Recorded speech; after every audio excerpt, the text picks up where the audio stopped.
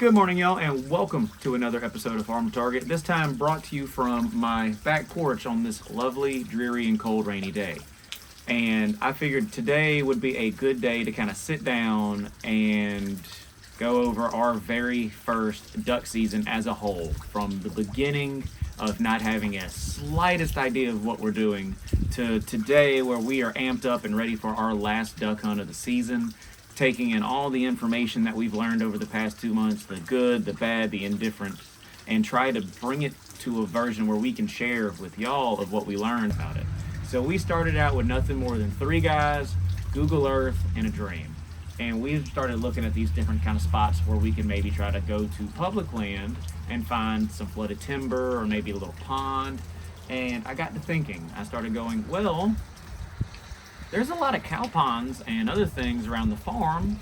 I don't know if there's ducks on them. I've never seen ducks, but I've also never looked for ducks. So let's maybe take a trip up and we'll scout a little bit, and I'll ask my family and see if they've ever seen ducks. So I talked with my in-laws a little bit, and they said, well, you probably see ducks here. You might see ducks here, but it just kind of depends on a lot of things. So I said, well, the best way to find out is to scout it. So the other spot was a 1/8 of an acre cow pond way in the back 40 of one of our pastures. And we kind of scouted a little bit, and the good news is when we walked into it, we startled up about a half dozen wood ducks, probably half drakes, half hens. And the best advice that up until that point we had gotten was go where the ducks are. So that was our best lead so far. So we come back and we go back to work that next day, and we go, well, we have a spot, we've seen ducks. Now what? We didn't know anything. We were like, well, let's see what YouTube says. Let's see what the internet says. So we learned that you probably need to blind yourself in, either natural or build a blind or make a blind. You need to pay attention to the wind and a couple other things. So we said, well, let's start with a blind. And we got online and we shopped, and we were like, wow, these are really expensive for what they are. And we decided that we were going to build a blind. So we got out to Lowe's, I think, and we went and got some PVC, some spray paint, and some of the camo tarping. And it turned out phenomenal. We built it big enough to where we could fit probably 4 people in it comfortably at any moment. Slap it down on a bank, brush it in, no problems. It turned out great. I'll probably have a video or a picture of it coming up soon. And we get it done, and we're like, all right, cool. We now have a place, we have a blind, and we checked the weather. We had a front coming. We learned that fronts are a good thing for duck hunting. Again, we started from ground zero on our information. We knew just enough to get in trouble. And it's probably 7:45. Sun's been up for an hour and a half. You know, it's bright enough now, like it's just daytime. And we see something kind of crest over the trees a little bit. And we go, it's just some more crows. Well, they crest over the trees, and in the little pond right there, we had 5, probably 10 decoys set up. 4 of them we had found around that pond beforehand, and no one claimed them. So I said, oh, well, we'll just use them. And coming over the tree lines are these 6-ish shadowy, dark figures. We thought they were crows. We're like, oh, okay, crows. Well, they worked in and then cupped up. And at the same time, the 3 of us were like, oh shit, those are ducks. And we just quickly, and in the excitement, we got up and threw it up. We all missed except for 1 duck. I hit 1 duck as it was flying away, already off the pond. It was over in a briar patch. And, I was like, oh yeah, I dropped it. Feathers went everywhere. And I spent 40 minutes looking for that duck. I was like, come on, where's the duck at? Turns out the duck was still alive. I just winged it. And it was in the brush. So I dispatched it, and we had 1 duck. My first ever duck. And you couldn't tell me shit. I was on cloud 9. I was like, you know what? I get it. And from there, just right here, hooked into it. Looking back on it from that day, I think I would have rather have developed a bad drug habit, because it probably would be less expensive. But that was it. That was the start of it all. And you couldn't tell us nothing. Our very first duck hunt, everything worked out enough. Ducks came in, we shot a duck. You couldn't tell us anything. Next question, as soon as we sat on this porch after that hunt, and said, well, now what do we do? What about diver ducks? So we live in South Alabama, so there are 2 well-known places to go diver duck hunting. You have the Causeway, which is what bridges through Mobile Bay. You have the Bayway and the Causeway. And then further south than that, you have the Grand Bay Savannah, which is WMA land. And we've never hunted WMA land, but the issue is you need a boat to get to those. Well, my friend Destin had access to a 17-foot Carolina skiff, appropriately named the Carolina Spliff, because it is a dank boat. It's got a light bar already. got a nice 70 Yamaha on the back. We were like, oh man, we're ready. Let's go. We got a boat. So then we were like, well, what now? Because we're brand new at this. We didn't know. So we asked a few people that we known, and they gave us some information. Some good, some bad. We didn't know. We took it all in and said, well, let's see what sticks. So we scout out a few places on Google Earth and Onyx, and we kind of do a little research. So we decide, yes, we're going to hunt this spot. And that's a hard decision to make when you've never done it before, but we just said, well, we got to pick something. So we get out that morning, pitch black. We got the light bar kind of guiding us in. Well, we creep up to the point that we wanted to hunt, and lo and behold, there was a blind that was built there already. Thankfully, it was like the third week of hunting season. And there's kind of an unwritten rule that on public land, if you build a blind, you know, if you see a blind that someone built, the person that built it on the opening weekend has like unlimited access to it. Like no one else can hunt it, nothing else. Anything after opening weekend's fair game, first come, first serve. So we were like, oh, cool. Like we're gonna get here, we're gonna hunt it, we're gonna have a good time. So we pull up to it, and it's a great sign. We see spent holes everywhere. It's brushed in real nice, and we're like, this is great. This is gonna be the spot. I mean, it has to be. So at this point, we had maybe 40-ish decoys. Well, we also learned about long lining and setting out long lines, and a lot of times you're using like coop decoys for that. Well, we also learned coop decoys are rather expensive. So we ended up taking probably 24 2-liter bottles, emptying them out, painting them black, and then putting like a red and white tip on them.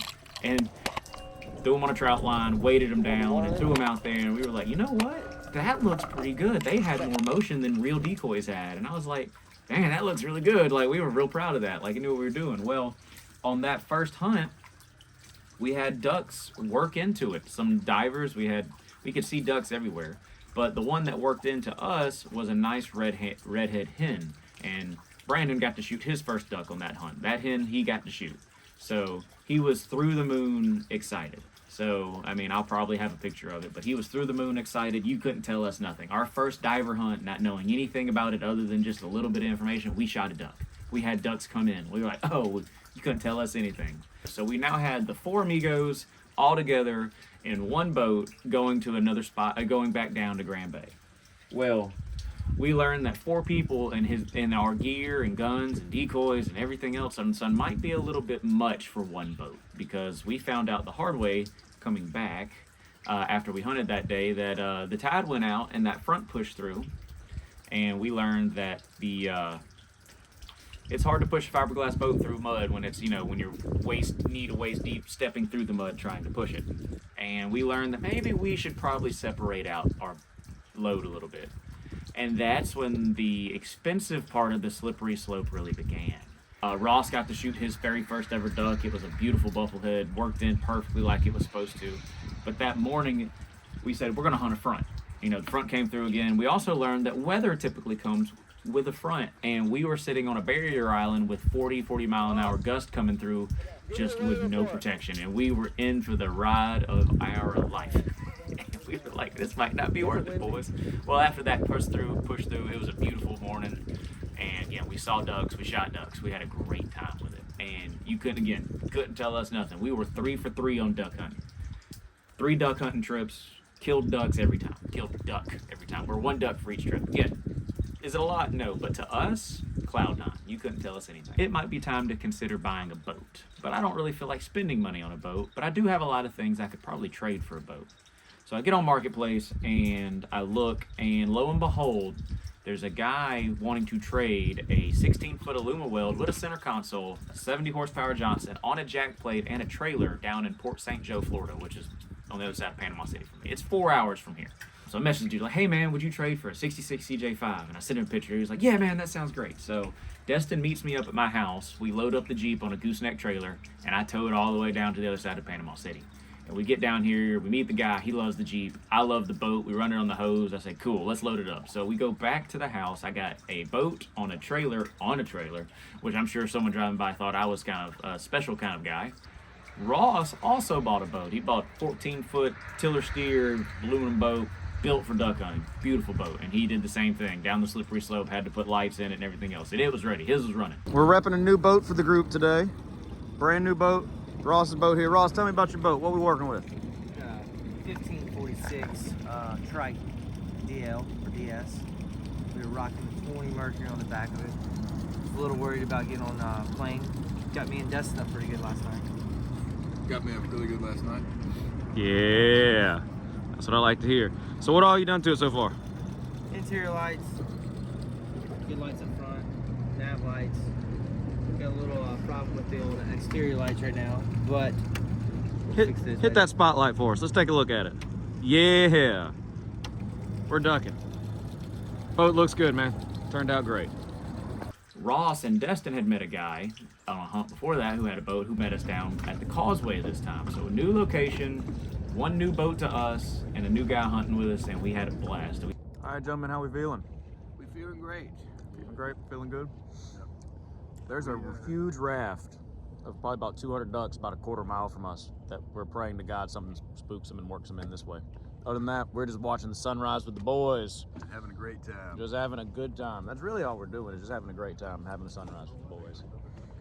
So we got out there and never before hunted it, you know, windy, choppy, and that day we learned the importance of what a small craft advisory is. We had never paid attention to it, and that wind coming straight out the south up Mobile Bay was putting ones and twos, and like we grew up offshore fishing, so we hear ones and twos, and you know, on a bigger center console, we're like, oh, that's nothing, that's fine. And a 14-foot tiller steer, let me tell you, that'll put some hair on your chest. You're like, ah, this is bad. So we had learned also, pay attention to the small craft advisories. But we shoot one bluebill that day, had a good time with it, and again, we are 4 for 4 on going on duck hunts and killing ducks. We just got back yesterday from another hunt. Everything's good to go. So it's me, Brandon, and Destin, the original three amigos on it, because Ross unfortunately had to work. So we're out there and we try a new spot, and we learned a lot that day, yesterday, about how important wind and temperature matters. So this time the wind was coming out of the east, and we hunted back in the Grand Bay Savannah. And we're all right, east wind, that's fine. We got out there a little late, and we thought it was supposed to stay cool all day, but that's another situation of where the weatherman lied, because about 9:45, 10 o'clock, it got hot, and it got hot fast. So everything stopped flying. We had a group of 3 redheads working right when we got there, like 10 minutes after setting up. We shoot one, we drown it, cool. And after that, we didn't see a thing. Not pelicans, not seagulls, Chi-Chi birds, nothing. The only thing we saw flying was the Coast Guard, one Cessna, probably running cocaine, and some dragonflies. And we said, well, we'll hunt for the rest of the afternoon. And we didn't see anything for the rest of the day. So that was the important lesson we took from yesterday, is wind and temperature matter. And we kind of knew that, but we were just, you know, excited to be out hunting, and everything was fine. So we still killed a duck. We're still, at this point, we are 5-4-5 on duck to hunt ratio. We're gotta hunt, shoot a duck. Gotta hunt, shoot a duck. On 4th trip, we shot 3 ducks. I forgot to even say that. After Ross got his first duck, a nice bufflehead, we shot 2 bluebills after that. So I was up, you know, cloud 9 again. You couldn't tell us anything. And that's kind of where we are today. We got a week left in this season, and we are trying to plan one hunt. As you see, it's currently raining. It's kind of cool, and there's supposed to be another front pushing through that's going to work out perfectly, where in the middle of the week, thankfully, we can go hunting. We're going to try to do it one last hurrah for our first season, and we're going to see how well we can really do. And all the knowledge that we have gained, whether it was good, bad, or indifferent, we are now at the point I think we can comfortably form our own opinions on things and go hunting. So come along for that journey. I promise you it will be filmed, and I will be behind the camera as much as I can be. I've learned that I probably need to pick up a shot cam, or at least a GoPro, to have something filming the whole time while we're hunting, and then not just filming B-roll or just after the hunt. That was a lesson learned the hard way from a cinematography outlook of it, or videography outlook, whatever it is. We're not shooting movies, we're shooting videos. Videography, sure. One of those is the right word. But we learned what we need to do, and so hopefully, guys, y'all be there for that journey. But thank y'all for coming along on this journey, and I will see y'all in that next episode of Farm to Target. Later.